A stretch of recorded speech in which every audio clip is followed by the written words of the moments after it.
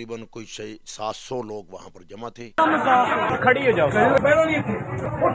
तो बड़ी मुश्किल से मैंने रास्ता बनाकर जो है वो उस औरत को सादे इस्लाम का मजाक हम लोग इधर ESP के तौर पे सर्व कर रहे हैं, कुछ होना चाहिए। अस्सलाम वालेकुम नाज़रीन, मैं हूं आमिर और आप देख रहे हैं हमारा पाकिस्तान।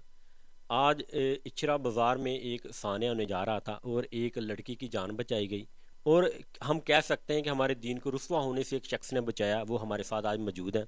एक यहाँ पर मस्जिद है, उनकी ये इमाम भी है, इनसे बात करते हैं कि ये सारा मामला कैसे हुआ और कैसे इन्होंने इस चीज़ को हैंडल किया। अस्सलाम वालेकुम। वालेकुम अस्सलाम व रहमतुल्लाह। अच्छा सर, क्या नाम है आपका और इस जो मस्जिद है आप क्या खिदमत सर अंजाम देते हैं? कारी अलीमुद्दीन शाकिर मेरा नाम है। आलिम मजलिस तहफ़्फ़ुज़ ख़त्म नबूवत लाहौर का मैं जनरल सेक्रेटरी हूँ।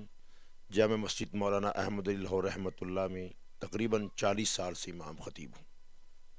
सर, जो वाक़या होने जा रहा था, एक लड़की वो शर्ट पहन के आती है, उसके ऊपर एक हरूफ लिखा होता है, उसके बाद यहाँ पर बात फैलाई गई कि पहले नंबर पे ये लड़की का आदियानी है और उसके बाद इसने हमारी आयतें लिखी हुई हैं और हमारे मज़हब की तौहीन की और इसको कत्ल कर देना चाहिए। जब आप मौके पर पहुँचे आपने क्या देखा? मैं ज़ोहर की नमाज के बाद आज जब घर आया हूँ तो कुछ दोस्त भी आए, फ़ोन भी मुझे आए कि इचरा बाज़ार पाकिस्तान चौक में कोई मसला हुआ है कि ख़तून आई है, उसने जो कपड़े पहन रखे उस पर कुरानी आयत दर्ज है। मैं फ़ौरी तौर पर वहाँ गया हूँ। कोई तकरीबन कोई 700 लोग वहाँ पर जमा थे और कोशिश हो रही थी उस पर हमला करने की। तो मैं फ़ौरी तौर पर उस खतून के पास पहुँचा हूँ। 2-3 पुलिस वाले भी साथ खड़े थे। तो मैंने सबसे पहले मजमे को बाहर निकाला। मैंने कहा कि भाई आप मेरी बात पर यकीन करो, इतबार करो, मुझे बात करने दो पहले। फिर मैंने फ़ौरी तौर पर जो वहाँ पर पुलिस खड़ी थी उनसे मैंने कहा कि भाई ये फ़ौरी तौर पर आप इनको अपने सीनियर अफसर को बुलाओ और इसको थाने लेकर चलते हैं। मैं भी साथ जाऊंगा, कुछ दो साथी भी साथ चले जाएंगे, लेकिन ये मसला यहाँ पर मामला जितनी देर आप रुकोगे ज़्यादा मामला ख़राब होता जाएगा। तो उन्होंने फ़ौरी तौर पर अपने ASP साहबा को फ़ोन किया। वो थे, थोड़ी देर के बाद वो आ गई। फिर उसके बाद मैंने मजमे से बात की। मैंने मजमे को बताया कि भाई इस तरह मामला ठीक नहीं होता, कानून हाथ में नहीं लेते, ऐसे मामलात बाज़ारों में गली महल्ले में हल नहीं होते, कानून हमारे पास मौजूद है। हम थाना पहुंच गए तो हम वहाँ इंशाल्लाह उनके साथ चलते हैं। तो बड़ी मुश्किल से मैंने रास्ता बनाकर जो है वो उस औरत को जो ASP साहबा के साथ मैंने डाले पे बिठाया और ख़ुद हम फिर थाने पहुंचे। बड़ी मुश्किल से बहरहाल मैंने उनको वहाँ निकाला। मेरा ख्याल ये है कि अगर मैं 2-3 मिनट भी और लेट हो जाता तो शायद कुछ बहुत बड़ा हादसा जो है ना वो हो जाता। सर, मुझे आप ये बताएं कि आप मौके पर आपको पता चला कि ये मसलन कुरान की आयत नहीं है या आप थाने गए तब? जब हम फिर थाना पहुंचे, SP साहब आए तो उन्होंने कहा कि आप सबसे पहले उस औरत का वो लिबास देखें कि उस पर क्या लिखा हुआ है। तो हमने भी यही कहा था कि हमें वो लिबास दिखाया जाए, कि हम खुद इसको चेक करें कि इस पर क्या लिखा हुआ था। मेरे साथ और उलमा भी थे और इचरे बाज़ार के ताजिर भी थे। बाकायदा हमने उस सूट को, उस कपड़े को चेक किया। अब यकीन माने पूरे सूट पे कोई कुरानी आयत नहीं थी। उसमें वो जैसे एक अरबी का रस्मुल ख़त होता है, ये हमने देखा सऊदी अरब में, मक्का मदीने में भी बड़े ऐसे सूट मिलते हैं जो वहाँ पर अरबी ख़वातीन पहनती है। उस पर जो है ना वो कुछ कढ़ाई वगैरह लिखी होती है। दूर से देखेंगे ऐसा लगता है जैसे कोई आयत लिखी है, लेकिन होता कुछ भी नहीं है। ऐसे ही वो कपड़ा था, उस पर कोई एक हलवा का लफ्ज़ लिखा हुआ था, हयात लिखा हुआ था। हलवा का अरबी लोगों तो माना होता है खूबसूरत, तो अच्छा, हयात में ज़िंदगी, अच्छी ज़िंदगी, खूबसूरत ज़िंदगी। अब ये कुरान तो नहीं है ना जी। हम तो अल्हम्दुलिल्लाह हाफ़िज़ कुरान है। मैंने देखते फ़ौरन कहा भाई ये कुरान नहीं है, कुरान की आयत भी नहीं है।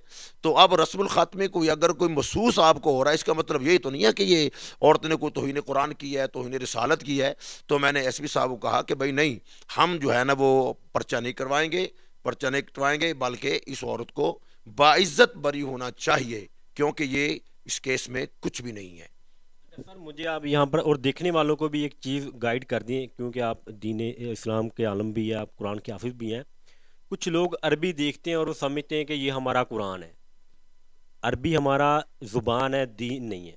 अब इस चीज़ को लोगों को भी वेरीफाई कर दें, क्लियर कर दें कि आखिर लोग जब अरबी देखते हैं तो उसे क्यों समझते हैं कि ये हमारी कोई आयत है या हमारा कुरान है या हमारा दीन है। हमारे सबसे बड़ा मसला ये है कि हम अरबी को तो बिल्कुल नहीं समझते ना जी। अरबी ज़ुबान ना हम समझना चाहते हैं, तो ना हम अरबी ज़ुबान के करीब जाते हैं। हम तो कोई खुदा न खासा अल्लाह माफ़ फरमाए कि हम कोई अरबी में कोई गाली भी दे रहा हो ना, ہم سمجھتے ہیں شاید پتہ نہیں حدیث پڑھ رہا ہے، نعوذ باللہ من ذالک، ٹھیک ہے نا جی.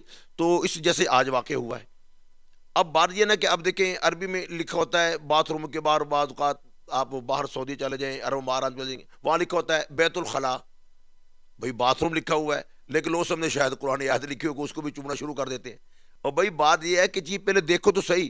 میں نے آج بیان میں بھی کہا ہے، میں نے کہا بھائی کوئی واقعہ ایسا رونما ہوتا ہے، کوئی چیز آپ دیکھتے ہو، اپنے مقامی علماء سے پہلے رابطہ کرو، اس سے تحقیق کیا کرو یہ مسئلہ ہے کیا ہے.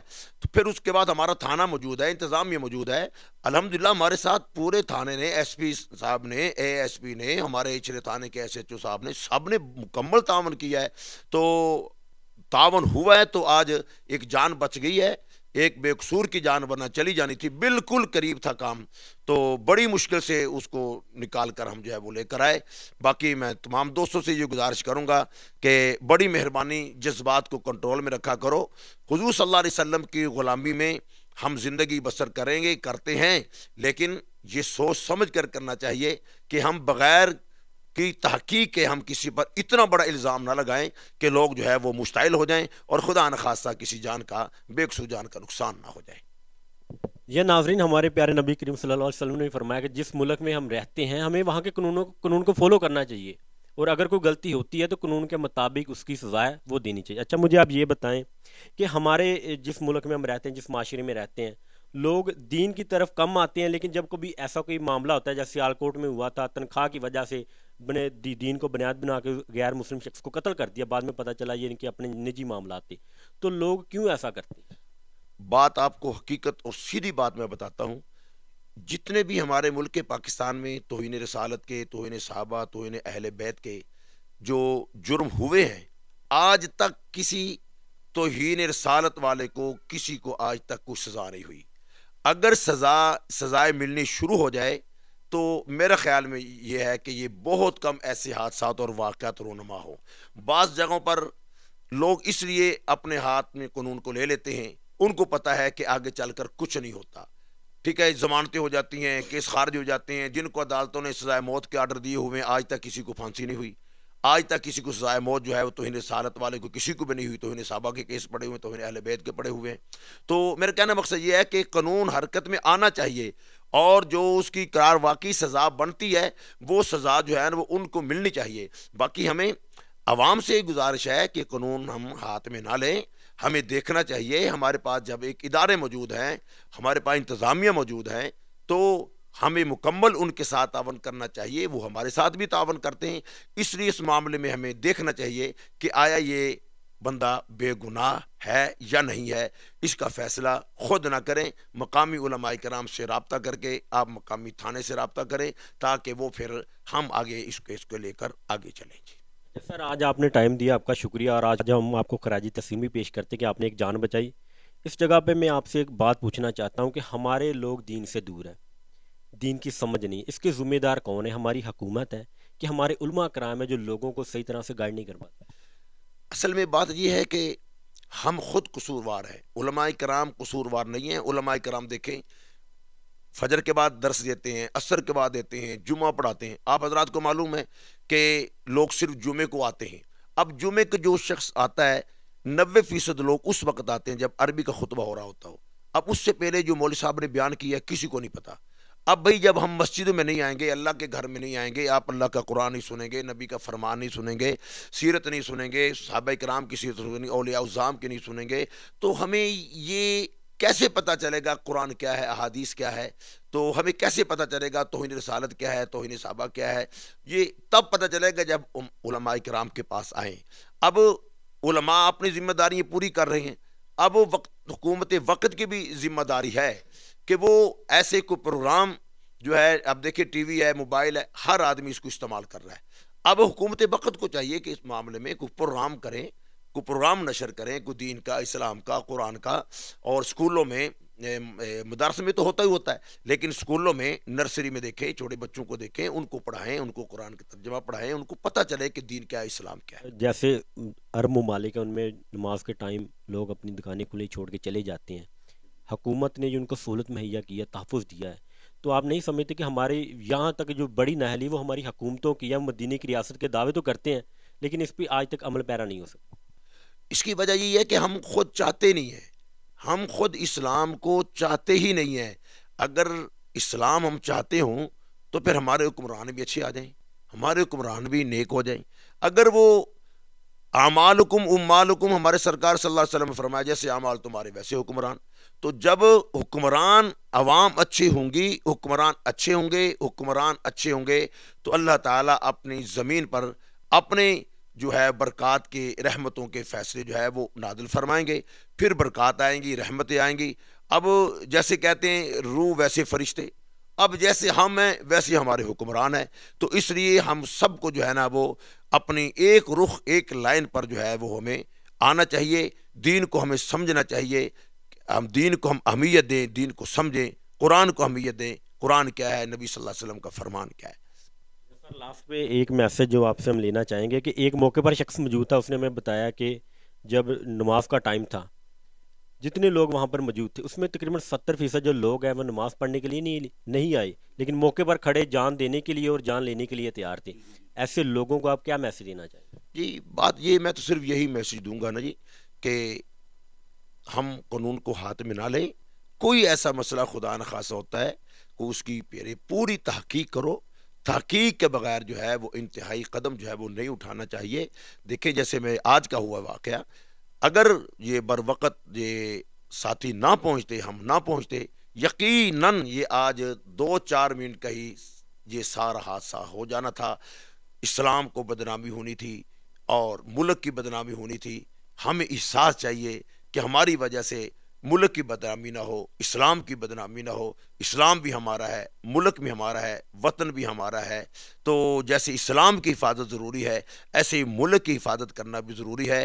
ملک کی بقا کے لیے ہم کام کریں، وہ ملک کی بقا اسی میں ہے کہ ہم خود فیصلے نہ کریں، خود قانون کو ہاتھ میں نہ لیں، بلکہ قانون ساز جو ادارے ہیں ہم ان کے سپرد کریں، اور جو مقامی علماء کرام ہے ہم ان کو طرف اپنے آپ کو سپرد کر دیں اور ان پر اعتماد کریں۔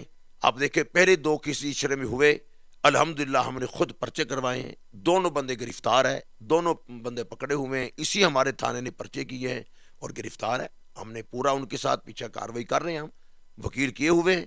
اب دیکھیں ہم نے ان کو پکڑا ہے، پکڑ کر تھانے دے دیا، اب تھانے والوں نے مکمل ہمیں سپورٹ دی، اس کے بعد پرچے ہو گئے، اب وہ کیس جو ہے نا وہ عدالتوں میں چلیں، ہم کیس کا پیچھا کر رہے ہیں۔ عدالتیں ہماری کس لیے ہیں، انتظامی ہماری کس لیے ہیں، ادارے ہمارے کس لیے ہیں، لیکن اداروں کو بھی چاہیے کہ آپ لوگ عوام کے ساتھ تعاون کریں، آپ صحیح انصاف کے ساتھ فیصلہ کریں، اور جو گستاخ رسول ہے کم از کم اس کو تو سزا 1-2 کو بھی مل جائے گی تو یہ سارے لوگ جو ہے نا وہ سیدھے ہو جائیں گے۔ بس یہی میری گزارش ہے کہ اس بات کو ہم سب کو سمجھیں۔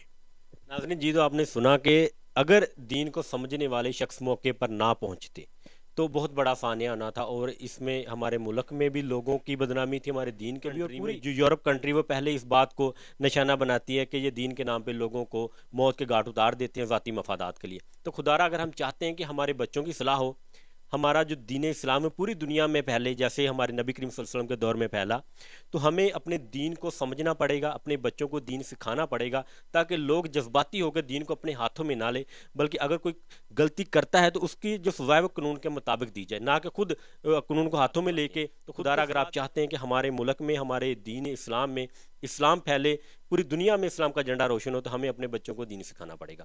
آپ اس بارے میں کیا کہنا چاہتے ہیں؟ اپنی رائے کا اظہار کمنٹ سیکشن میں ضرور کیجیے گا، دعاؤں میں یاد رکھیے گا۔ اللہ حافظ۔